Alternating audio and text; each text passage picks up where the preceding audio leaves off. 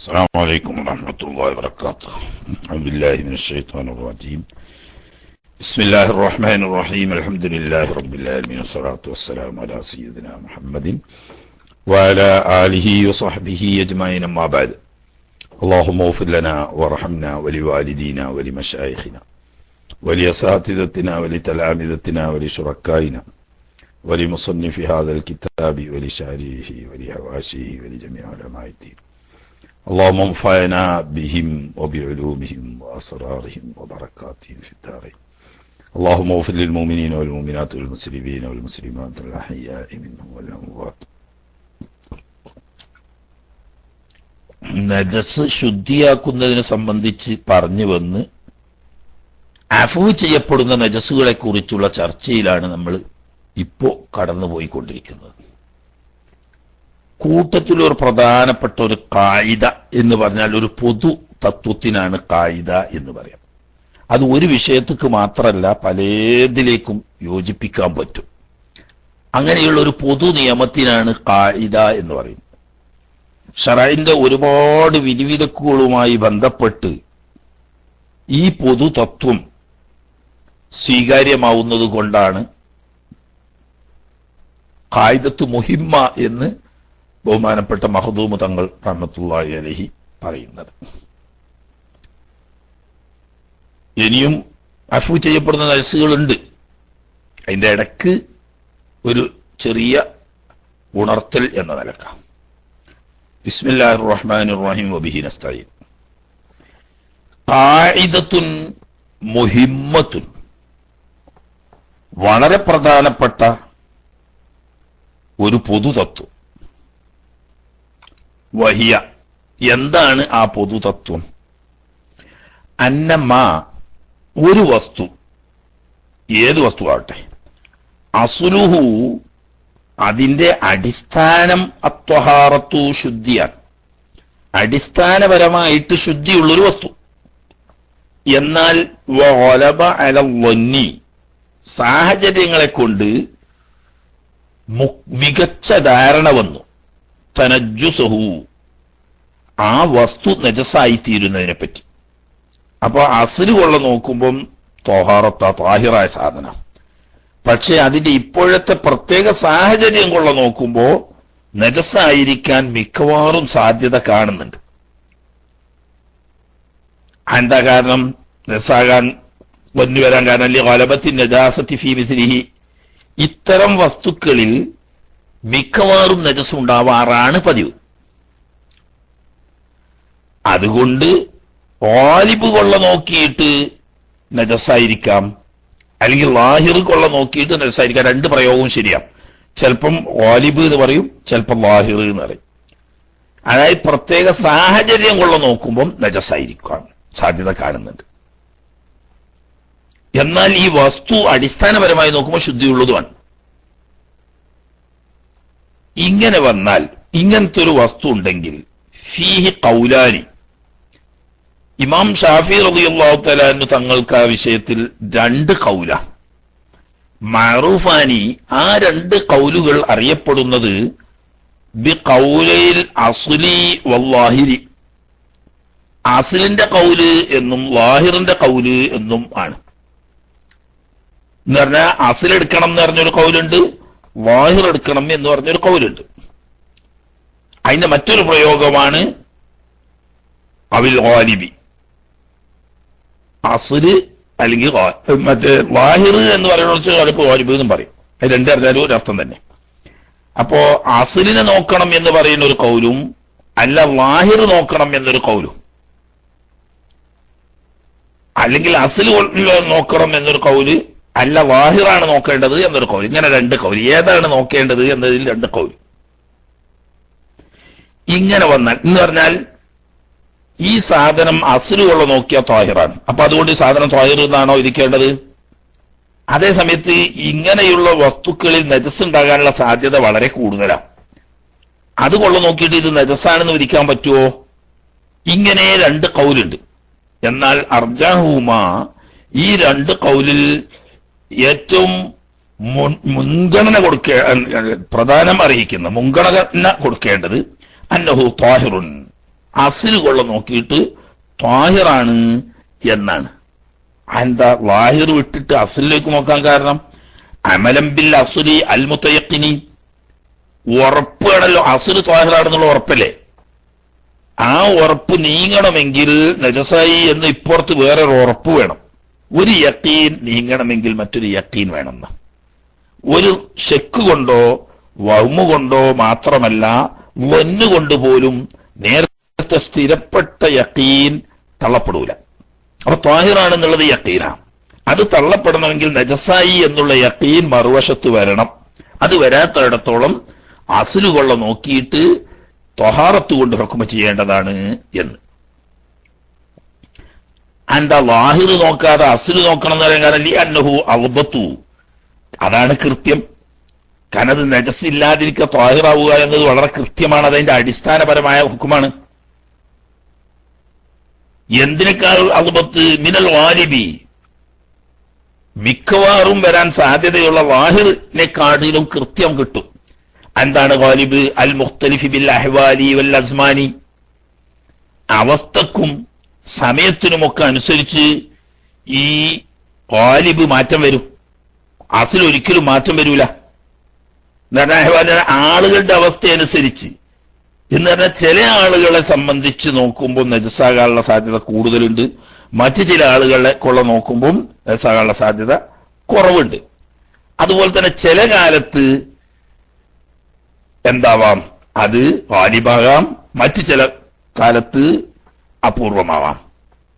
ഉദാഹരണം, വഴിയിലുള്ള ചളി തെറിച്ചാൽ അതിങ്ങനെ സാധാരണ മഴക്കാലത്ത് തന്നെയല്ല, സാധാരണ നജസുകൾ ഉള്ള സ്ഥലത്താവുമ്പോൾ നജസ് ഉണ്ടാകാൻ സാധ്യതയുണ്ട്, അല്ലാത്ത സമയത്ത് അത് കുറവാണ്. അതുപോലെ തന്നെ ഒരു നല്ലോണം സൂക്ഷിച്ച് ശ്രദ്ധിച്ച് കൈകാര്യം ചെയ്യുന്ന ഒരു വ്യക്തി, അവന്റെ വസ്ത്രത്തിലും മറ്റും നജസ് ഉണ്ടാകാൻ സാധ്യത വളരെ കുറവാണ്. തീരെ അശ്രദ്ധമായി പോകുന്ന ഒരുത്തൻ അവനിൽ കൂടുതലാണ്. അപ്പോ പൊതുവായി ഒരു നിയമം കാണാൻ പ്രയാസമാണ് ഈ ഗാലിബിന് അല്ലെങ്കിൽ ലാഹിറിന്. അതേസമയത്ത് അസ്ല് കൃത്യമാണ്, അടിസ്ഥാനപരമായ ത്വാഹിറാണ് എന്നുള്ളത് കൃത്യമാണ്. അതുകൊണ്ട് ഈ കൃത്യമായ അസ്ൽ കൊണ്ട് അമൽ ചെയ്യലാണ് മുഖ്യമായത്.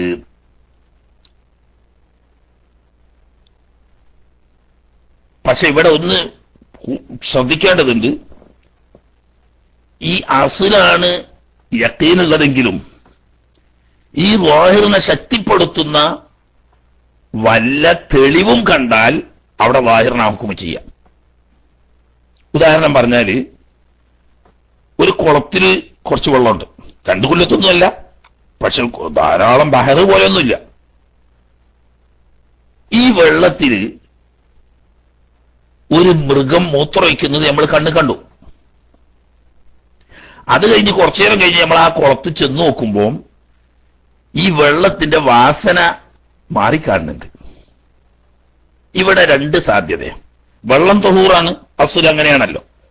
പക്ഷേ ഈ നാക്കാലി മൂത്രമൊഴിക്കുന്നത് നമ്മൾ കണ്ടപ്പം ഈ പകർച്ച ആ മൂത്രമൊഴിച്ചത് കൊണ്ടാകാനാണ് സാധ്യത കൂടുതൽ. അല്ല, കുറെ കാലം കെട്ടി നിന്നിട്ട് കുറഞ്ഞ വെള്ളമായതുകൊണ്ടും വാസന മാറിയിരിക്കാം എന്നതിനേക്കാൾ ഈ മൃഗം മൂത്രമൊഴിക്കുന്നത് നമ്മൾ കണ്ടു എന്ന സാധ്യത വെച്ചിട്ട് അതൊരു കരീനത്ത് അവര് തെളിവാണ്. ഈ തെളിവ് വെച്ചിട്ട് ഇവിടെ വാലിബ് ആവുന്ന ഈ മൂത്രം കൊണ്ടാണ് പകർച്ച വന്നത് എന്ന ലാഹിറിനാണ് ഹുക്മ കൊടുക്കുന്നത്, അസ്ൽ ത്വഹാറത്തിനല്ല. അപ്പോ അസ്ലും വാലിബും തമ്മിൽ സംശയം വരുന്ന സാഹചര്യത്തിൽ അസ്ലിനാണ് മുൻതൂക്കം കൊടുക്കേണ്ടത് എന്ന് പറഞ്ഞത് ലാഹിറിനെ ശക്തിപ്പെടുത്തുന്ന കരീനത്തുകൾ ഇല്ലാത്തയിടത്താണ്. ലാഹിറിനെ ശക്തിപ്പെടുത്തുന്ന വല്ല കരീനത്തും ഉണ്ടെങ്കിൽ അവിടെ അസ്ലിനല്ല മുൻഗണന കൊടുക്കുക, ലാഹിറിന മുൻഗണന കൊടുക്കുക. കാരണം അവിടെ ഈ കരീനത്ത് കൊണ്ട് ഈ ലാഹിറിന് കുവ്വത്ത് കൂടുന്നു. അപ്പൊ മൗലവിമാർക്ക് ഞാൻ പറഞ്ഞ കേട്ടോ, അതുകൊണ്ട് അങ്ങനെ പറഞ്ഞ് അതിപ്പം ജനങ്ങളെ ബാധിക്കുന്ന വലിയ പ്രശ്നങ്ങളൊന്നും അല്ലേ. ലാഹിറും അസ്ലും തമ്മിൽ വ്യത്യാസപ്പെടുന്നതെന്ന് കൊട്ടക്കണക്കിന് പറഞ്ഞാൽ പോലല്ലോ. ഒരു സുമാർ ഒരു ഉദാഹരണം പറയാം, ഉദാഹരിക്കാം. ഇങ്ങനെ രണ്ടും കൂടി തമ്മിൽ വ്യത്യാസപ്പെടുന്നത്, അസ്ലും ലാഹിറും തമ്മിൽ തർക്കം വരുന്ന ഒരു രൂപം. കസിയാബി ഹമ്മാരി, ഒരു കള്ള് തൊഴിലാളിയുടെ വസ്ത്രം പോലെ. തൊഴിലാളി എന്ന് പറഞ്ഞാൽ കള്ള് ചെത്താന്നല്ല, അതെടുത്തു കൊടുക്കുക, അതുപോലെ തന്നെ അതിന്റെ പാത്രം കഴുകുക, ഇങ്ങനെ തുടങ്ങിയ കാര്യങ്ങളൊക്കെ ചെയ്യുന്നത്. അപ്പൊ അതാ ജോലി ഹറാമല്ലേ? അങ്ങനെ നിങ്ങൾ കൊട്ടക്കണക്കിന് പത്ത് കൊടുക്കേണ്ട, അതല്ലേ നമ്മളെ വിഷയം. ഒരാള് കള്ള് ശേഖരിച്ചിട്ട് സുർക്കിയാകാൻ വെക്കുന്ന കൂട്ടിക്കോളിങ്ങള്.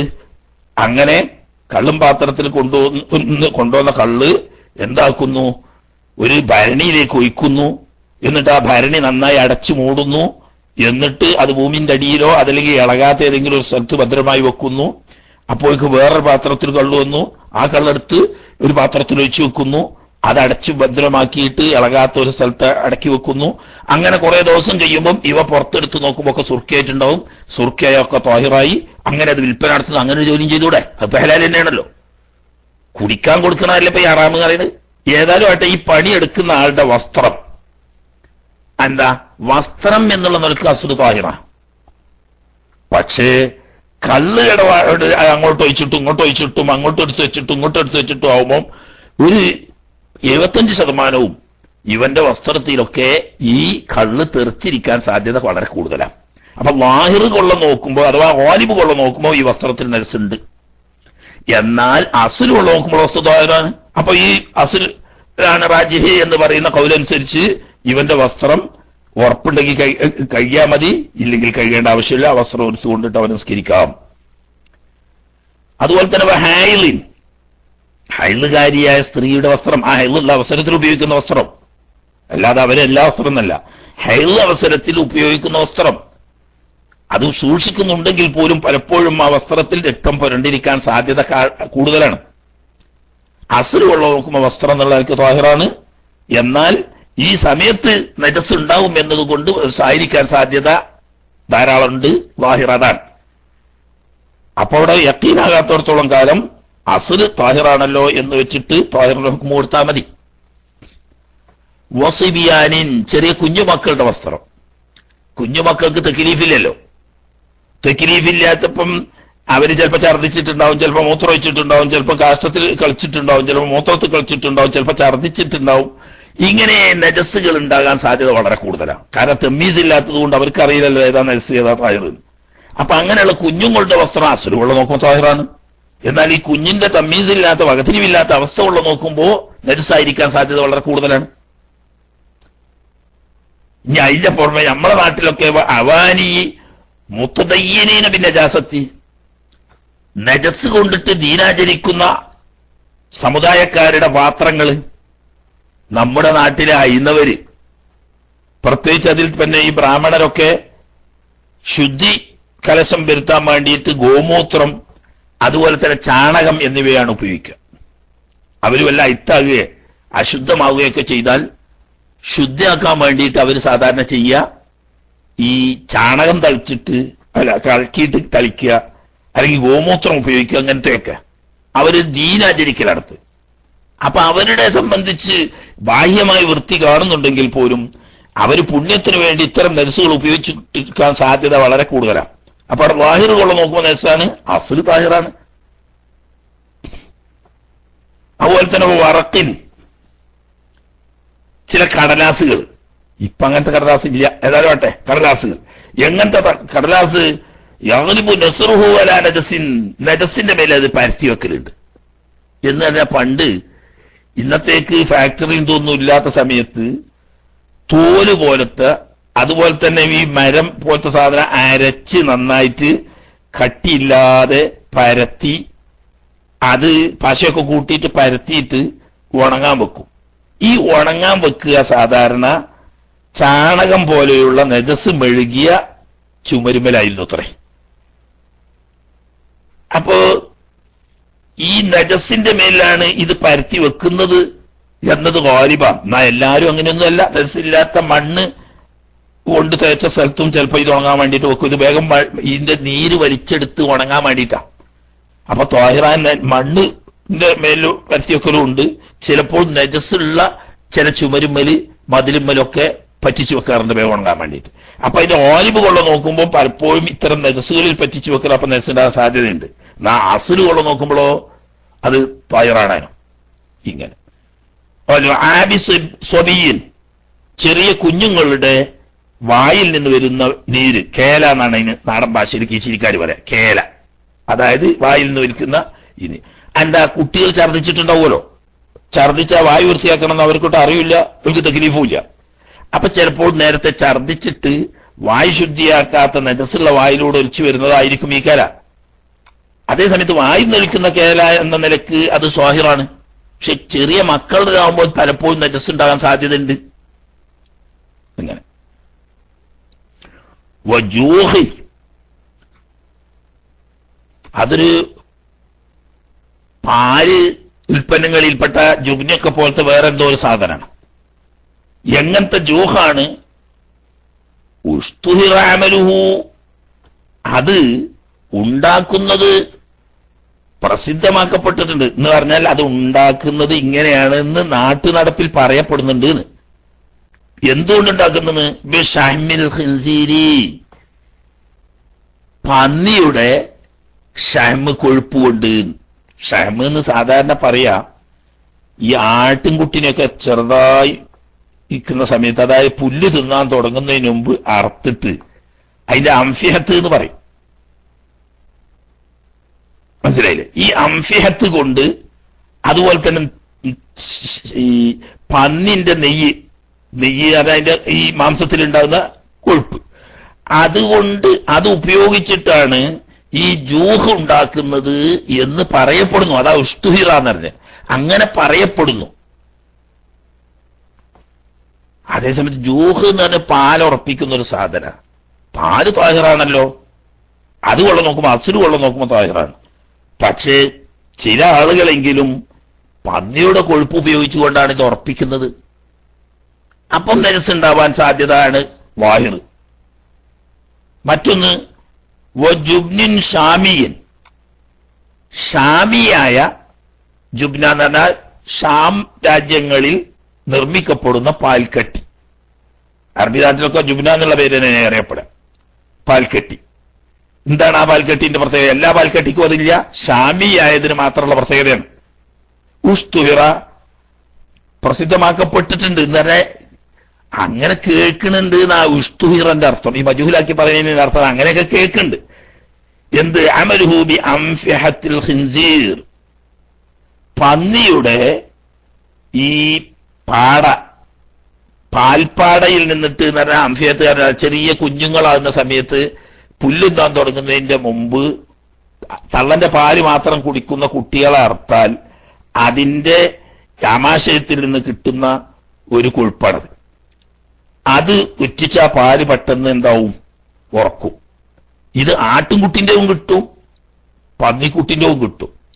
എന്നാ ഷാമിയായ ജുബ്ന സാധാരണ ഈ പന്നിന്റെ അംഫിയത്ത് ഉപയോഗിച്ചിട്ടാണ് ഉറപ്പിക്കുന്നതെന്ന് നാട്ടു നടപ്പ് കേൾക്കാം. ഹസ്ല് വെള്ളം നോക്കുമ്പോൾ ജുബ്ന പാല് കൊണ്ടുണ്ടാക്കുന്നതാണ്, ത്വാഹിറാണ്. എന്നാൽ പന്നിന്റെ ഈ നെയ്ക്കൊഴുപ്പ് ഉപയോഗിച്ചുകൊണ്ടാണ്, അതല്ലെങ്കിൽ ഈ പാൽപ്പാട ഉപയോഗിച്ചുകൊണ്ടാണ് ഇത് ഉറപ്പിച്ചതെങ്കിലോ പന്നി നെസ്സാണല്ലോ, അപ്പൊ നെസ്സാകാനാണല്ലോ ത്വാഹിർ. ഇങ്ങനെ ഇവിടെയൊക്കെ ഹസ്ല് വെള്ളം നോക്കിയിട്ട് ഉപയോഗിക്കാന്ന് അതാപ്പോ പറയുന്നത്. ഇതൊക്കെ പറയുമ്പോ നമ്മളെ ഈ ഒസ്വാസ രോഗികൾക്ക് ഭയങ്കര തലവേദന ഉണ്ടാക്കും. അതുകൊണ്ടാണ് നമ്മൾ പലപ്പോഴും ആവർത്തിച്ച് പറയുന്നത്, ഒസ്വാസ് രോഗത്തിന് ഇസ്ലാമിൽ മരുന്നില്ല, അത് ഒഴിവാക്കുക, മന്ത്രിച്ചൂതി സുഖപ്പെടുത്തുക. ഒസ്വാസിന്റെ പിന്നിൽ നടക്കേണ്ടതില്ല. ഇവിടൊക്കെ നിങ്ങൾ നോക്കി എത്ര വ്യക്തമാണ് നജസ് ഉണ്ടാവാൻ സാധ്യത ഉണ്ട് എന്ന്. എന്നിട്ട് പോലും ഇവിടെ ത്വാഹിറാണ് എന്ന് ഹുക്മ ചെയ്യണം എന്നതാണല്ലോ മുഅ്തമദായി പറയുന്നത്. ഇവിടെയൊക്കെ ത്വാഹിറാണെന്ന് ഹുക്മ ചെയ്യണം, അതനുസരിച്ച് അത് ഉപയോഗിക്കേണ്ടവർക്ക് ഉപയോഗിക്കാം.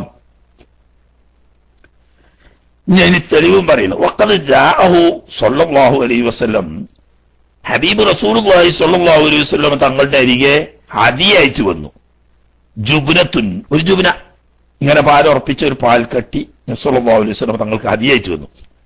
മിൻ ഇൻദിഹിം, ഇങ്ങനെ ഷാമുക്കാരുടെ അടുത്ത് നിന്ന്. പ്രത്യേകം മനസ്സിലാക്കണം, റസൂലുള്ളാഹി സ്വല്ലല്ലാഹു അലൈഹി വസല്ലം തങ്ങളുടെ ഹയാത്ത് കാലത്ത് ഷാമിൽ മുസ്ലിങ്ങളില്ല, നസ്രാണികളാ. അപ്പോ ചാത്തപ്പൻ എന്ത് മത്സരാന്ന് പറഞ്ഞ് ഓനെന്ത് ഹലാലു ഹറാമോ നോക്കണ്ട്. അങ്ങനത്തെ കാഫിരീങ്ങളായ നസറാക്കൾ ജീവിക്കുന്ന ഷാമിൽ നിന്നും, അല്ലെങ്കിൽ തന്നെ നാട്ടിലൊരു ശുരുതി ഉണ്ട്, ഷാമിലുണ്ടാക്കുന്ന ജുബ്ന പന്നിക്കുഞ്ഞുങ്ങളുടെ ഈ പാൽപ്പാട ഉപയോഗിച്ചു കൊണ്ടാണ് ഉറപ്പിക്കുന്നത് എന്ന് കേൾക്കണമുണ്ട്. അങ്ങനെയൊക്കെ ശുരുതി ഉള്ളതോടുകൂടി ഹബീബ് റസൂലുള്ളാഹി സ്വല്ലല്ലാഹു അലൈഹി വസല്ലം തങ്ങളുടെ അടുത്തേക്ക് ഈ ശാമുക്കാരുണ്ടാക്കുന്ന ഒരു ജുബ്ന ഹദിയായിട്ട് കിട്ടിയപ്പോൾ ഫഅകല മിൻഹാ, ആ ഹദിയായ ജുബ്നയിൽ നിന്നിട്ടും ഹബീബ് റസൂലുള്ളാഹി സ്വല്ലല്ലാഹു അലൈഹി വസല്ലം തങ്ങൾ ഭക്ഷിച്ചു. വലം യുസഅൽ അൻ ദാലിക, അല്ല നിങ്ങളിത് ഷാമിൽ ഉണ്ടാക്കിയല്ലേ? അതെ. അല്ല, ഷാമിൽ ഉണ്ടാക്കുമ്പം ഇവിടെ ആൾക്കാരൊക്കെ ഇങ്ങനെ പറഞ്ഞു നടക്കുന്നുണ്ട്, അത് നിങ്ങൾ ഈ പന്നിക്കുട്ടികളെ അറുത്തിട്ട് അതിന്റെ ഉള്ളിലുള്ള പാൽപ്പാടെടുത്തിട്ട് അതുകൊണ്ടാണ് നിങ്ങൾ ഈ ഉറപ്പിക്കുന്നത് ഇവിടെ ആൾക്കാർ പറയുന്നുണ്ട്, അങ്ങനെയൊക്കെ ഉണ്ടോ എന്നൊന്നും റസൂലുള്ളാഹി സ്വല്ലല്ലാഹു അലൈഹി വസല്ലം തങ്ങൾ ചോദിക്കാൻ പോയില്ല. ഇസ്ലാം എത്താത്ത നസ്രാണികൾ മാത്രം ജീവിക്കുന്ന ഷാമിൽ നിന്നും നാട്ടിൽ ശുരുതിപ്പെട്ട പന്നിക്കൊഴുപ്പ് ഉപയോഗിക്കുന്നു എന്ന് ശുരുതിപ്പെട്ടയിടത്ത് നിന്ന് വന്ന അത്തരം ജുബ്ന നബി സല്ലല്ലാഹു അലൈഹി വസല്ലം തങ്ങൾ ഉപയോഗിച്ചെന്ന് മാത്രമല്ല, അതിൽ നിങ്ങൾ ഈ പന്നിയുടെ പാൽപ്പാട ഉപയോഗിച്ചിട്ടുണ്ടോ എന്ന് അന്വേഷിച്ചിട്ടില്ല. അപ്പൊ അവിടെ എന്താ, വാഹിർ പാലുറപ്പിച്ചതല്ലേ? പാലുറപ്പിക്കാൻ വേണ്ടിയിട്ട് ഇത് തന്നെ വേണമെന്നില്ല, ആട്ടിൻകുട്ടിന്റെ ഈ അംഫയത്വം ഉപയോഗിക്കാൻ പറ്റും. അങ്ങനെ ആയിക്കൂടെ? അസല് കൊള്ള നോക്കിയിട്ട് അത് അമൽ ചെയ്തു. സല്ലല്ലാഹു അലൈഹി വസല്ലം തങ്ങൾ ഹദിയ സ്വീകരിക്കാറുണ്ടായിരുന്നു. അങ്ങനെ ഹദിയ സ്വീകരിച്ചു, അവിടെ നിന്ന് അത് ഉപയോഗപ്പെടുകയും ചെയ്തു. ذكره شيخنا في شرح المنهاج, ബഹുമാനപ്പെട്ട ഇമാം ഇബ്നു ഹജർ അൽ ഹൈതമി റഹ്മത്തുള്ളാഹി അലൈഹി തങ്ങൾ ഈ വിഷയം തന്റെ തുഹ്ഫയിൽ വിവരിച്ചിട്ടും ഉണ്ട്. അപ്പൊ ഇങ്ങനെയുള്ള അസ്ല് ത്വാഹിറുമാണ്, അതേ സമയത്ത് വാഹിർ അല്ലെങ്കിൽ വാലിബ് നജസായിരിക്കാനും സാധ്യതയുള്ളിടത്ത് ഈ വാഹിറിനെ ശക്തിപ്പെടുത്തുന്ന പ്രത്യേക സാഹചര്യങ്ങൾ കാണപ്പെടാത്തയിടത്തോളം അസ്ല് കൊണ്ട് ഹുക്മ ചെയ്ത് ത്വാഹിറാണെന്ന് വെച്ചാൽ മതി എന്ന്. അപ്പൊ ഇവിടെ അത് മാത്രമേ പറഞ്ഞുള്ളൂ, ബാക്കി ഒരുപാട് മസലകളിലേക്ക് ഇത് വാദമായതുകൊണ്ടാണ് മുഹിമ്മ ആയ കായിദ എന്ന് പറഞ്ഞു. നമ്മളിപ്പോ നജസ് ആണോ അല്ലേ രണ്ടിനും സാധ്യതയുള്ളവർക്ക് അസ്ല് ത്വാഹിറാണ്, വാഹിർ വാലിബുകളെ നോക്കുമ്പോൾ നജസാവുന്നിടത്തും ഈ കായിദ അനുസരിച്ച് അസ്ല് നോക്കിയാൽ മതി. ഇവിടെ പത്രേ പറഞ്ഞിട്ടുള്ളൂ, ബാക്കി പല ബാബിലേക്കും അത് ഉപയോഗപ്പെടും. അതിപ്പോ ഇവിടെ പറയേണ്ട ആവശ്യമില്ല. ഇനി വിഷയത്തിലേക്ക് തന്നെ മടങ്ങാം. അഫു ചെയ്യപ്പെടുന്ന വയുഫ വിടുതി ചെയ്യപ്പെടും. അമ്മഹല്ലി ഇസ്തിജ്മാരിഹി, കല്ലുകൊണ്ട് മനോഹരം ചെയ്ത സ്ഥലത്തിന് തൊട്ട്. അഞ്ഞ് പറയുന്നുണ്ട് തൊട്ടടുത്ത് ഇത് കഴിഞ്ഞാൽ നേരെ മലമൂത്ര വിസർജനത്തെ സംബന്ധിച്ച് പറയുന്നുണ്ട്. അങ്ങനെ മലമൂത്ര വിസർജനം നടത്തിയാല് വെള്ളം കൊണ്ട് കഴുകി വൃത്തിയാക്കാം, അതാണ് നല്ല രീതി. അങ്ങനെ വെള്ളം കൊണ്ട് കഴുകി വൃത്തിയാക്കി കഴിഞ്ഞാൽ പിന്നെ പൂർണ്ണശുദ്ധിയായി. വെള്ളം ഉള്ളതോട് കൂടി തന്നെ പ്രത്യേക തടസ്സങ്ങളൊന്നും ഇല്ലെങ്കിലും കല്ല്, ടിഷ്യൂ പേപ്പർ പോലത്തത് കൊണ്ട് വൃത്തിയാക്കാം എന്ന് പറയുന്നുണ്ട്. അപ്പോ കല്ല് കൊണ്ടോ ടിഷ്യൂ പേപ്പർ കൊണ്ടോ തുടച്ചാൽ നജസിന്റെ തടി പോകുമെങ്കിലും അതിന്റെ അസർ ബാക്കി ഉണ്ടാവും. അവിടെ നിന്ന് പിടിച്ച് മണത്തു നോക്കി എന്തായാലും കുറഞ്ഞ മണം ഉണ്ടാവും എന്നതിന്റെ കണക്ക്. എന്നാൽ അത് അഫുവാണ്. കാരണം എന്താ, വെള്ളം ഉണ്ടെങ്കിലും അങ്ങനെ ചെയ്താൽ മതി എന്ന് പറയുമ്പോൾ അഫു ഇല്ലെങ്കിൽ പിന്നെ അങ്ങനെ പറയില്ലല്ലോ.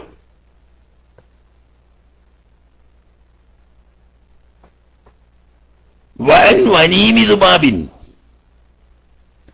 ഈച്ചയുടെ കാഷ്ടത്തെ തൊട്ടും അഫു ചെയ്യപ്പെടും.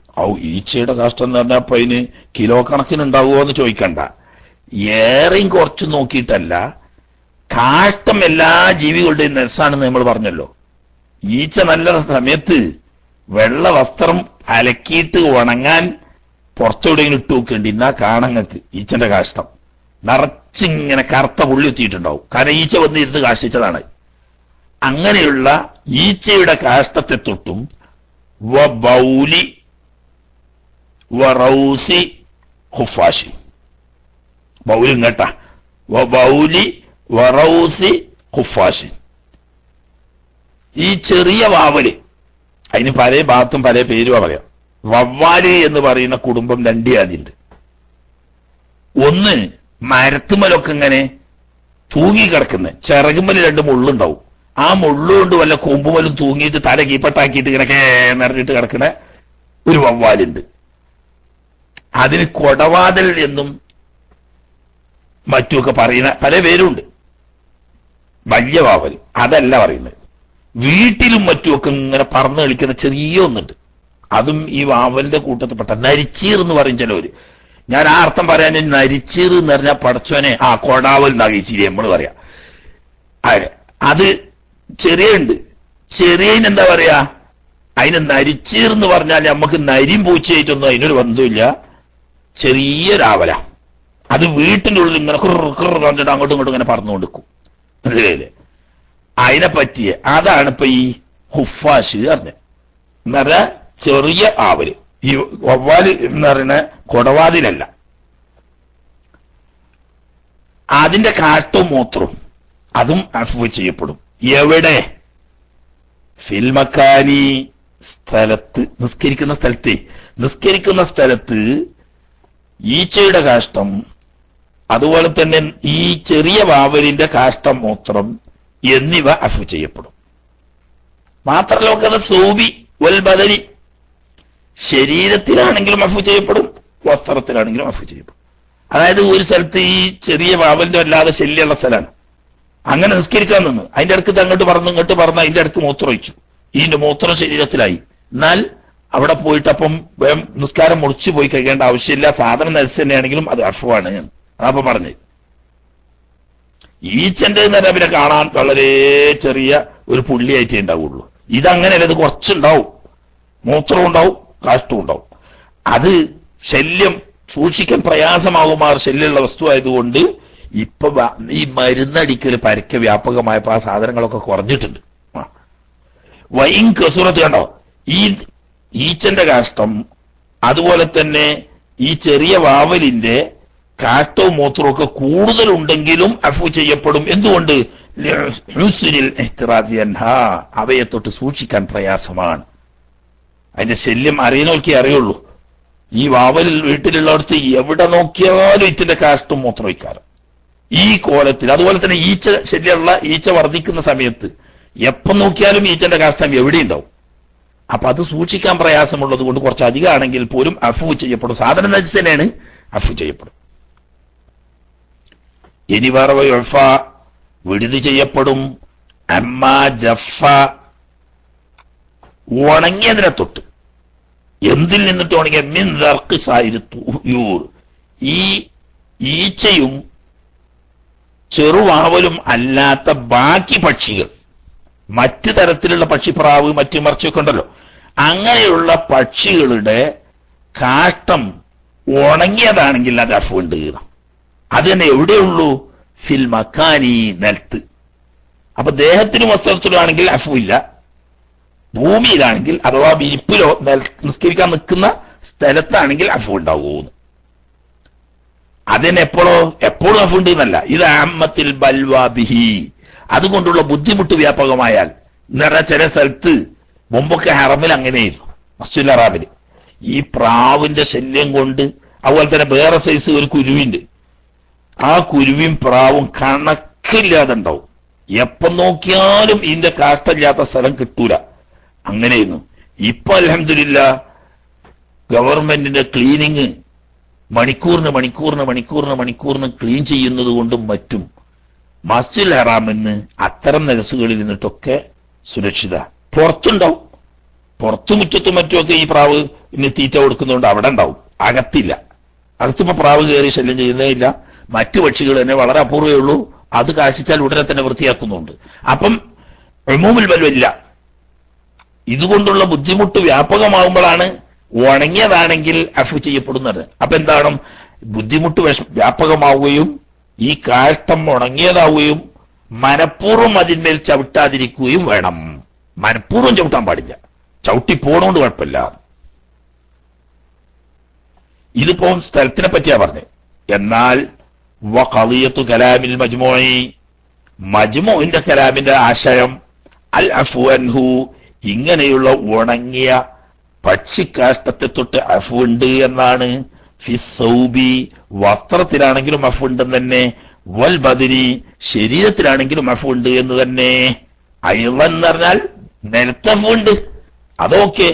എന്നാൽ ദേഹത്തിനും വസ്ത്രത്തിലും ആണെങ്കിലും അഫ്വ് ഉണ്ട് എന്നാണ് ഇമാം നബി റഹ്മത്തുള്ളാഹി അലൈഹി തങ്ങളുടെ മജ്മൂഇന്റെ താല്പര്യം.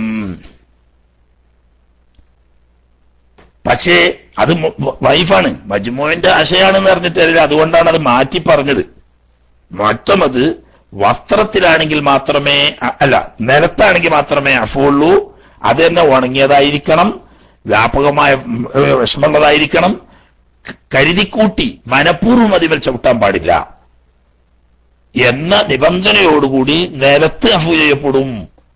അപ്പൊ ഇത് പെടൂല, വസ്ത്രവും ദേഹം പെടൂല എന്നതാണ് മുഅ്തമദ്. അപ്പൊ എന്നാ ഈ മജ്മുഇന്റെ ആശയോ? മജ്മുഇന്റെ ആശയം സ്ഥലത്ത് മാത്രമല്ല, ദേഹത്തിലാണെങ്കിലും വസ്ത്രത്തിലാണെങ്കിലും അങ്ങനെ തന്നെയാണ്. പക്ഷേ അത് മുഅ്തമദല്ല. അത് പ്രത്യേകം ഉണർത്താൻ വേണ്ടിയിട്ടാണ് എടുത്തു പറഞ്ഞത്.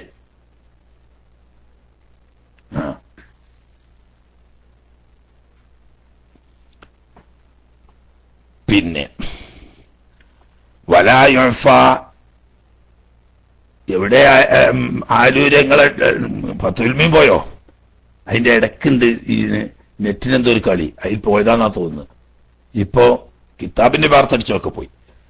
വലാ യുഅഫ അൻ ബഅരിൽ ഫഇരി, എലിയുടെ ഉണങ്ങ കാഷ്ടം, ബയറ് എന്ന് പറഞ്ഞാൽ തന്നെ ഉണങ്ങിയ കാഷ്ടം, അതിനെ തൊട്ട് അഫു ചെയ്യപ്പെടൂല. ബയറ് തന്നെ കാഷ്ടം എന്നർത്ഥം വെച്ചിട്ട് വലോ യാബിസൻ എന്നുണ്ടോ, ഉണങ്ങിയതാണെങ്കിൽ പോലും എലിക്കാഷ്ടം അഫു ചെയ്യപ്പെടൂല എന്നാണ്. അലല്ല ഉജുഹി, അതാണ് പ്രബലമായ വജ്ഹ്.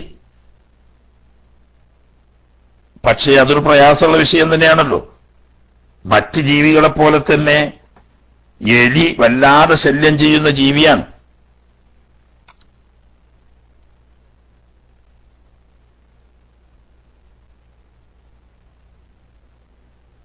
അപ്പൊ എലിന്റെ കാസ്റ്റ് അഫു ചെയ്യപ്പെടുന്ന മുമ്പ് പറഞ്ഞല്ലോ, അലുരാജിക്ക് ഓർമ്മ ഉണ്ടോ? പറഞ്ഞില്ല, മുമ്പ് പറഞ്ഞേന്ന്. അത് പക്ഷെ എവിടെയാണ്? കക്കൂസിലെ ഹൗദിലാണ് മാത്രമാണ്. ആ കക്കൂസ് എന്ന് പറഞ്ഞാൽ ശൈത്താനെ പോലെ തന്നെ എലിന്റെ ഒരു ആവാസ കേന്ദ്ര. അപ്പൊ കക്കൂസിൽ എന്തായാലും എന്തുണ്ടാവും? എലി ഉണ്ടാവും. അപ്പൊ സ്വാഭാവികമാവും കക്കൂസിൽ ശേഖരിച്ച വെള്ളത്തിൽ എലിക്കാഷ്ടം ഉണ്ടാവാതിരിക്കുക എന്ന് തന്നെ വളരെ പ്രയാസം. ഇന്നത്തേക്ക് സംവിധാനം വരുന്നതിന് മുമ്പാണ് പറയുന്നത്. അങ്ങനെ വന്നപ്പം ഉമൂമുൽബിത്തിലായി എന്ന് പറയുന്ന വ്യാപകമായ വിഷമം കാരണം കക്കൂസിലെ വെള്ളത്തിൽ എലിക്കാഷ്ടം കുറച്ചൊക്കെ ഉണ്ടെങ്കിലും പകർച്ച വന്നിട്ടില്ലെങ്കിൽ അതുകൊണ്ട് കുഴപ്പമില്ല, അഫുണ്ട് എന്ന് പണ്ട് നമ്മൾ പറഞ്ഞു. ഇതല്ല, അത് നിസ്കരിക്കുന്ന സ്ഥലം, വസ്ത്രം, ദേഹം എന്നിവയെ കൊള്ള നിർത്തിയിട്ട് ഈ എലിക്കാഷ്ടത്തിന് അഫുവില്ല എന്നാ. പക്ഷെ ചിലപ്പോ ഇടങ്ങാറാകുമ്പോ പറയാൻ വേണ്ടിയിട്ട് ഒരു ഫത്വ പറയും. ലാക്കിൻ അഫ്താ ശൈഖുന ഇബ്നു സിയാദ്, ബഹുമാനപ്പെട്ട അബ്ദുറഹ്മാൻ ഇബ്നു സിയാദ് സംസമി റളിയല്ലാഹു തആല അൻഹു തങ്ങൾ ഫത്വ കൊടുക്കുന്നുണ്ട്. കബാലിൽ മുതഅഖിരീന, അസ്ഹാബിൽപ്പെട്ട മുതഅഖിരീങ്ങളായ ചില ഇമാമിയങ്ങളും അതേ ഫത്വ കൊടുത്തിട്ടുണ്ട്. എന്താണ് ഫത്വ? ബിൽ അഫ്വി അൻഹു, എലിക്കാഷ്ടത്തെ തൊട്ടും അഫു വരും. ഇത് അമ്മത്തിൽ ബൽവാ ബിഹി, ഈ എലിക്കാഷ്ടം കൊണ്ടുള്ള ബുദ്ധിമുട്ട് വ്യാപകമായി വന്നാൽ ഏതുപോലെ വ്യാപകമായി?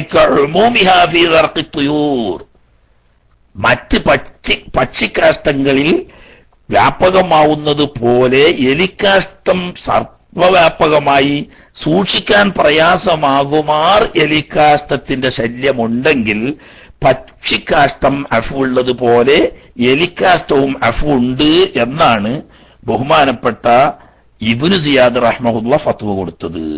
എന്തിനാ പിന്നെ പറഞ്ഞത്? അത് മുഅ്തമദിന്റെ മാറ്റം തന്നെയാണ് പറഞ്ഞത്. എങ്കിലും ചിലപ്പോൾ ലറൂറത്തിന് വേണ്ടിയിട്ട് ആ അമല് ചെയ്യാനൊക്കെ പറ്റും, ഫത്വ ചെയ്യാൻ പറ്റൂലെങ്കിലും. അങ്ങനെ ഉണ്ടല്ലോ അല്ലേ ആലുരെ? ഈ വൈഫ് പിന്നെ എന്തിനാ പറയണതെന്ന് ചോദിക്കണ്ട. വൈഫ് അമൽ ചെയ്യാൻ ചില സമയത്ത് മുഅ്തമദ് അനുസരിച്ച് അമൽ ചെയ്യാൻ പ്രയാസം നേരിടുന്ന സമയത്ത് ഇങ്ങനെ ചില ഇമാമിങ്ങളുടെ കൗലുണ്ട് എന്ന് പറഞ്ഞിട്ട് ആ കൗല് പിടിച്ചിട്ട് അവനാണ് സ്വന്തത്തിന് അമൽ ചെയ്യാം.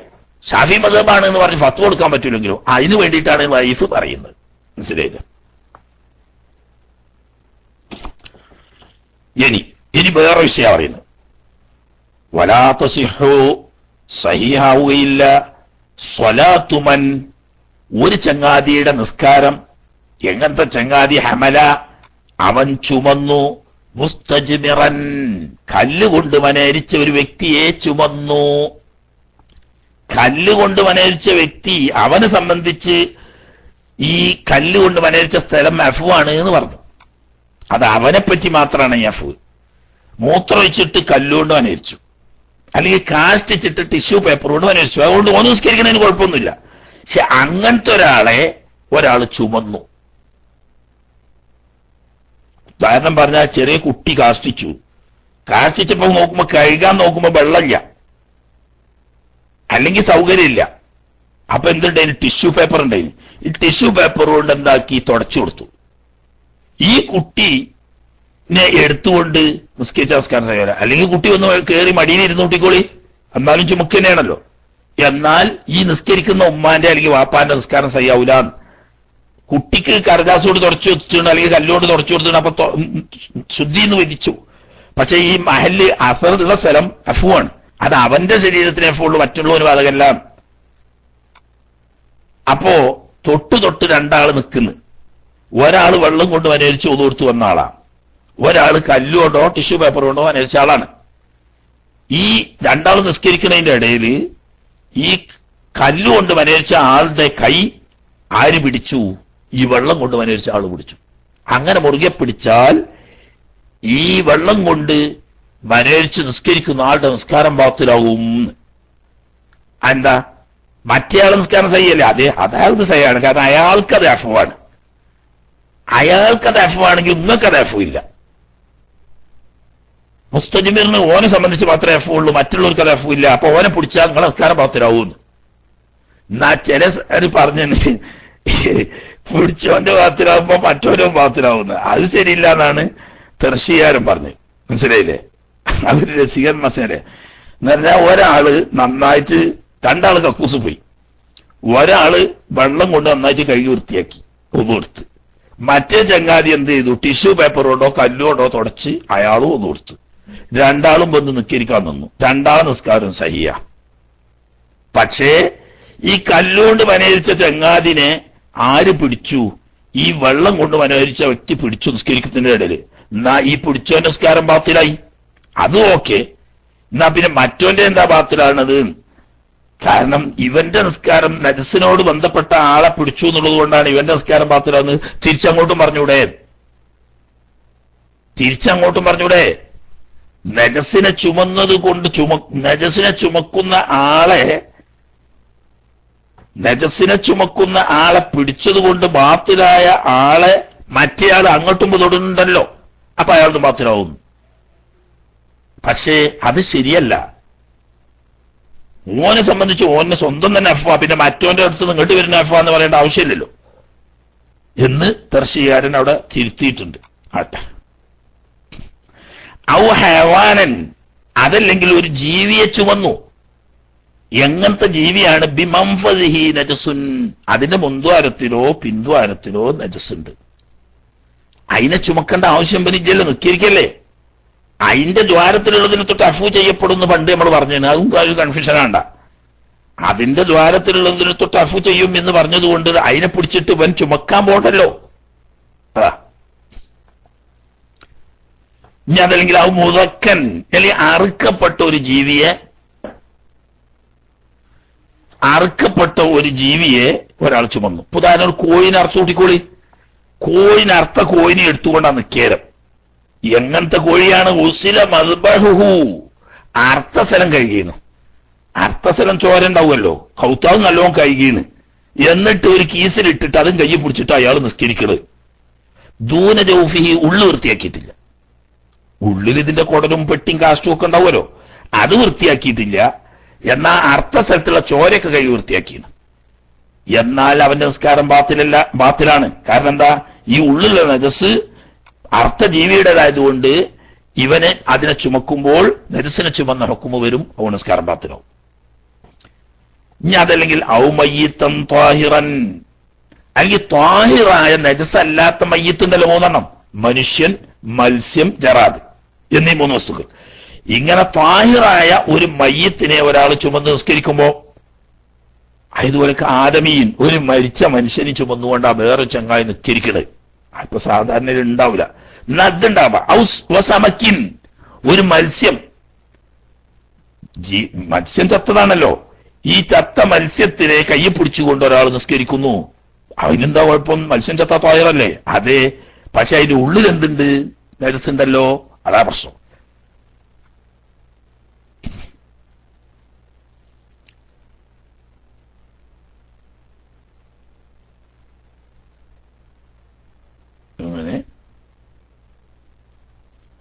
വസമക്കിൻ ലം യൂസൽ ബാത്തിനുഹു. കണ്ടോ, എന്റെ കയ്യില് ലമ്മ് കാണാനില്ല, എന്നിട്ട് നോക്കിയേ ഞാൻ. അപ്പൊ ലമ്മുണ്ട്, പുറത്ത് പോയതാ. ആലൂരിന്റെ ലമ്മില്ല. ആലൂരെ യൂസലു വെള്ളത്തിൻ മധുരത്തിൻ ഫി ബാത്തിനിഹ. അവിടെ അല്ലല്ലോ, എവിടെയാണ്? ഹവാനം മദക്കൻ ഔസല മദ്ബഹു ദൂന ജൗഫിഹി ഔ മയ്യത്തുൻ ത്വാഹിറൻ കാദമി വസമക്കിൻ. ആണ്ടോ, ആലൂര് അതിന്റെ ഇടയ്ക്കൊരു ലമ്മ് വേണം. ആദമിയൻ വസമക്കിൻ ലം യൂസൽ ബാത്തിനുഹു എന്ന്. മനസ്സിലായില്ലേ? അല്ല ഞാൻ ആകെ വസർക്കൂലെന്ന് ഉണ്ട്. ഞാനത്തേരം കൊടുത്തിട്ട് ഇവിടെ അച്ചടിയിൽ വിട്ടുപോയത് ഈ കാരം. ലമ്മ് വേണം. അതിന്റെ ഉള്ളു കഴിയിട്ടില്ല. ഉള്ളു കഴിക്കണമെങ്കിൽ തരക്കില്ല. ഒരു മീൻ ശവം തോയറാണെങ്കിലും ഉള്ളു കഴുകി കാഷ്ടൊക്കെ കളഞ്ഞ് കഴുകിയ മീനാണ്. അവിടിക്കുന്നോണ്ട് കുഴപ്പമില്ല, കാരണം മീൻ ജീവല്ലെങ്കിലും PDF ഇല്ല എന്ന് പറഞ്ഞിട്ട് ആക്കി ഇത് നോക്കിയിട്ട് പകർത്തണല്ലേ. ലമ്മ എഴുതി കൊടുക്കുക. അപ്പുറത്തുണ്ട്, മുത്തോന്റെ അടുത്തുണ്ട്. ഏത് ഞാനത്തേരം കൊടുത്തിട്ട് അല്ലെങ്കിൽ അവിടെ മന സയ്യാവൂല. ഉള്ളു കഴുകിയാണെങ്കിൽ കുഴപ്പമൊന്നുമില്ല, ത്വാഹിറാവ് വേണം. കാരണം നജസ്സല്ലല്ലോ ഇത്. മത്സ്യമാണെങ്കിലും ജറാദാണെങ്കിലും മനുഷ്യനാണെങ്കിലും എന്തല്ല, മയ്യത്ത് നജസ്സല്ല. പക്ഷെ അതിന്റെ ഉള്ളിലുള്ള നജസ്സാണ് പ്രശ്നം. അത് ഉള്ളു കഴുകിയിട്ടില്ലെങ്കിൽ ഇത് ചുമന്നാ കുഴപ്പമുള്ളൂ. ഉള്ളു കഴുകിയാണെങ്കിൽ ചുമക്കുന്നോണ്ട് കുഴപ്പമില്ല. ഇനി വേറെ ബൈളത്തിൻ മതിറത്തിൻ, അല്ലെങ്കിൽ ഒരു ചീമുട്ട ചുമന്നു, കേടുവന്ന കെട്ടമുട്ടേ. ആ മുട്ട തന്നെ എങ്ങനെയാണ്? ഫി ബാത്തിനിഹാദമുൻ, ഉള്ളിൽ രക്തമുണ്ട്. ഉള്ളിൽ രക്തമുള്ള ചീമുട്ടയാവുമ്പോ എന്താണ്? നജസ്സാണ്. പണ്ട് നമ്മൾ പറഞ്ഞു മുട്ടക്ക് കുഴപ്പം വന്നിട്ടില്ല, എങ്ങനെ രക്തായിന്, എന്നാൽ അത് ത്വാഹിറാണ്. രക്തം വെച്ചിട്ടുണ്ട് മുട്ട, പക്ഷെ കേടുന്നിട്ടില്ലെങ്കിൽ ത്വാഹിറാണെന്ന് പറഞ്ഞു. അപ്പൊ അതിന് തന്നെ കിട്ടും കേടെന്നാ നജസാവുന്നു. ഇവിടെ അതാണ് മദിറ എന്ന് പറഞ്ഞത്, കേടെന്ന മുട്ട. കേടെന്ന മുട്ടയുള്ള ചോര വെച്ചിട്ടുണ്ടെങ്കിൽ അത് കയ്യിൽ വെച്ചുകൊണ്ട് നിസ്കരിച്ചാൽ നിസ്കാരം ബാത്തിലാവും, സയ്യാവൂല. അതുപോലെ തന്നെ വലാ സ്വലാത്തു ഖാബിദി ത്വറഫിൻ മുത്തസിലിൻ ബിനജസിൻ, നജസ്സുമായി ചേർന്ന വസ്തുവിന്റെ ഇങ്ങേ തല പിടിച്ചു നിസ്കരിക്കുന്നവന്റെ നിസ്കാരവും സഹിയല്ല. ഇപ്പൊ ഉദാഹരണം പറഞ്ഞ, ഇവൻ വേട്ടയ്ക്ക് കൊണ്ടുപോകണ ഒരു നായുണ്ട്. ആ നായന്റെ കൗത്തിൽ കയറിട്ടിട്ട് ആ കയറിന്റെ തലവൻ പിടിച്ചു. ഇപ്പോ നായ നജസ്സാണ്. ആ നജസിന്റെ ആവുന്ന നായയുടെ കൗത്തിൽ കെട്ടിയ കയറിന്റെ ഇങ്ങേ തലയാണ് നിങ്ങൾ പിടിച്ച്, എന്നാ നിസ്കാരം ബാത്തിലാവും. സംഗതി വൈലം യതഹറക്ക് ബിഹർക്കത്തിഹി, ഈ നജസ്സായ വസ്തുവുമായിട്ട് ചേർന്ന കയറിന്റെ ഇങ്ങേ തല പിടിക്കുമ്പം നിങ്ങൾ റുക്കൂ പോകുമ്പോഴും സുജൂദ് പോകുമ്പോൾ നൃത്തത്തിക്ക് വരുമ്പോഴൊന്നും അങ്ങേ തല അനങ്ങില്ല. എന്നാലും ഇവൻ പിടിച്ച ഈ കയറിന്റെ അങ്ങേ തല നജസ്മിൽ മുട്ടിയിരിക്കുന്നു എന്നത് കൊണ്ടിട്ട് നിസ്കാരം സഹിയാവുകയില്ല.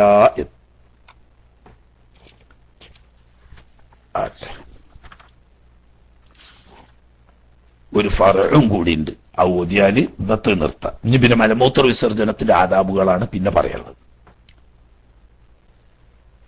ഫറഉൻ, ഈ ബാബിലെ അവസാനത്തെ ഫറ എന്താണ്? ലൗ റഅ, ഒരു വ്യക്തി കണ്ടാല്, ആരെ കണ്ടു? മൻ, മറ്റൊരു വ്യക്തിയെ കണ്ടു. എന്താണ് ആ വ്യക്തി ചെയ്യുന്നത്? യുരീദു, ആ രണ്ടാമത്തെ വ്യക്തി ഉദ്ദേശിക്കുന്നുണ്ട് സ്വലാത്തൻ, നിസ്കാരത്തിൽ പ്രവേശിക്കാൻ. ഒരാൾ നിസ്കാരം തുടങ്ങാൻ പോവാൻ. അപ്പൊ വേറൊരു ചങ്ങായി കണ്ടു. എങ്ങനെ നിസ്കാരം തുടങ്ങാവുന്ന? ഒബി സൗബിഹി, ആ നിസ്കാരത്തിൽ പ്രവേശിക്കാൻ പോകുന്ന വ്യക്തിയുടെ വസ്ത്രത്തിലുണ്ട് നജസുൻ ഗൈറു മഅഫൂവിൻ അൻഹു, വിടുതി ചെയ്യപ്പെടാത്ത നജസുണ്ട്. അങ്ങനെ നിസ്കരിക്കാൻ പോകുന്നത് കണ്ടാൽ ലസിമഹു, ഈ കണ്ട വ്യക്തിക്ക് നിർബന്ധമാണ് ഇഅ്ലാമുഹു, അത് പഠിപ്പിച്ചു കൊടുക്കൽ, അറിയിച്ചു കൊടുക്കുക എന്ന് പറഞ്ഞപ്പോ ഉദാഹരണം പറയാം. ഒരാൾ ഇങ്ങനെ പള്ളിക്കര് ഖുർആൻ ഓതിക്കൊണ്ടിരിക്കുകയാണ്. അപ്പൊ വേറൊരാൾ കയറി വന്നു നമ്മളെ മുന്നിൽ ഒന്നാം സഫിന്റെ ഭാഗത്ത് നിസ്കരിക്കാൻ വേണ്ടി തക്ബീർ കെട്ടാൻ പോകുന്നു. അപ്പൊ ഇയാൾ ബേക്കിൽ നിന്ന് ഈ ഖുർആൻ ഓതുന്ന ആൾ നോക്കുമ്പം ഈ നിസ്കരിച്ച് തക്ബീർ കെട്ടാൻ പോകുന്ന വ്യക്തിയുടെ പുറത്ത് പറഞ്ഞേക്ക് എന്തോ ഒരു ശവം പറ്റി പിടിച്ച് കിടക്കുന്നുണ്ട്, അതല്ലെങ്കിൽ ഒരു നരസ് കിടക്കുന്നുണ്ട്, കാഷ്ടോ അതല്ലെങ്കിൽ നാക്കാലികളുടെ വല്ല കാഷ്ടോ അതുപോലത്തെ എന്തോ ഒരു നരസ്വം കാണുന്നു. ഇത് പുറത്തുള്ളത്, ഈ നിസ്കരിക്കാൻ നടക്കുന്ന ആൾക്ക് അറിയില്ല, അയാൾ കാണാതെ നിസ്കരിക്കാൻ നടക്കുന്നത്. അപ്പൊ കണ്ട ആള് ഇത് അറിയിച്ചു കൊടുക്കണം, അത് നിർബന്ധമാണ്. അത് അംറുൻ ബിൽ മഅറൂഫ് നഹ്യുൻ അനിൽ മുൻകറിന്റെ ഭാഗത്തിൽപ്പെട്ടതാ. നിസ്കാരം സ്വഹിയാവാത്ത തരത്തിലുള്ള നജസ്സുമായിട്ട് അറിയാതെ നിസ്കാരത്തിൽ പ്രവേശിക്കാൻ പോകുന്ന മറ്റൊരു വ്യക്തി കണ്ടാൽ ഈ നിസ്കരിക്കാൻ പോകുന്ന വ്യക്തിയോട് അത് ഉണർത്തേണ്ടത് കണ്ടവന്റെ കടമയാണ്. അത് മാത്രല്ല, അതിനിപ്പോ പണിയൊത്തുമില്ല. നിങ്ങൾ നിസ്കരിക്കാൻ തുടങ്ങല്ലേ, നിങ്ങളെ കുപ്പായത്തിന്റെ പുറത്ത് നോക്കിയാണ് എന്തോ ഒന്ന് ചത്ത് കാണണ്ടല്ലോ എന്ന് പറഞ്ഞു. അപ്പൊ അയാൾ കുപ്പായം കഴിച്ച് നോക്കുമ്പോ പറഞ്ഞേക്കും, അൽഹംദുലില്ലാ നിങ്ങൾ പറഞ്ഞുകൊണ്ട് നന്നായി, അയാൾക്ക് ഖൈറായി, അൽഹംദുലില്ലാ ശുക്രാൻ ജസാക്കല്ലാഹു ഖൈർ. വകദ അതുപോലെ തന്നെ യൽസമു നിർബന്ധമാകും തഅലീമുമൻ ഒരുത്തനെ അറിവ് പഠിപ്പിച്ചു കൊടുക്കല്. എങ്ങനത്തെ ഒരുത്തനാണ്? റആഹു ഈ വ്യക്തി അയാളെ കണ്ടു. എങ്ങനെ കണ്ടു? യുഹില്ലു തകരാറ് വരുത്തുന്നതായിട്ട്, ബിവാജിബി ഇബാദത്തിൻ ഒരു ഇബാദത്തിന്റെ ഫർളായ കാര്യത്തിന് തകരാറ് വരുത്തുന്നത് കണ്ടാൽ അത് പഠിപ്പിച്ചു കൊടുക്കണം. ഉദാഹരണം പറഞ്ഞാൽ ഫാത്തിഹ തെറ്റായിട്ട് ഒരാൾ ഓതുക, അപ്പൊ ഓത്ത് അറിയുന്ന ഒരാള് പുറത്തുണ്ട്, ഇയാൾ ഓതിയ ഓത്ത് ഫാത്തിഹ സൂറത്ത് തെറ്റാണെന്ന് ഉറപ്പ്. എന്നാൽ അയാളെ വിളിച്ചു വരുത്തി ആ തെറ്റ് പഠിപ്പിച്ചു കൊടുക്കണം. ഇയാളൊരു മരമണ്ടനാ, മണിക്കൂർ കണക്കിന് ഇരുന്നു കൊണ്ട് പഠിപ്പിക്കേ പറ്റൂ, എന്നാ കൂലി വാങ്ങാ. അതുകൊണ്ടാണ് രണ്ടെട്ടം മറുപടി അറിഞ്ഞിട്ടും പിന്നെ മൈക്കെടുത്ത് ചോദിച്ച മുസല്ല വഖഫ് ചെയ്ത മുസല്ലയെ പറിച്ചിട്ട് തോളിലിട്ട് കൊണ്ടുവരുന്ന പള്ളിയാവുമോ എന്ന് ചോദിച്ച ആളോട് 100 റിയാൽ വെച്ച് ബന്ധോ മണിക്കൂർ കൊണ്ട് പഠിപ്പിച്ചു തരാൻ പറ്റുമെങ്കിൽ 2 മണിക്കൂറാണെങ്കിൽ 200 കാണണം എന്ന് പറഞ്ഞ് വെറുതെ പറഞ്ഞതല്ല. പഠിപ്പിക്കേണ്ട നിർബന്ധമായ കാര്യങ്ങളാണെങ്കിൽ അത് പഠിപ്പിച്ചു കൊടുക്കണം. പക്ഷേ അതിന് സമയവും അധ്വാനവും കൂടുതൽ എടുക്കുമെങ്കിൽ കൂലി വാങ്ങേണ്ടി വന്നാൽ കൂലി വാങ്ങാം. ആണോ? നാം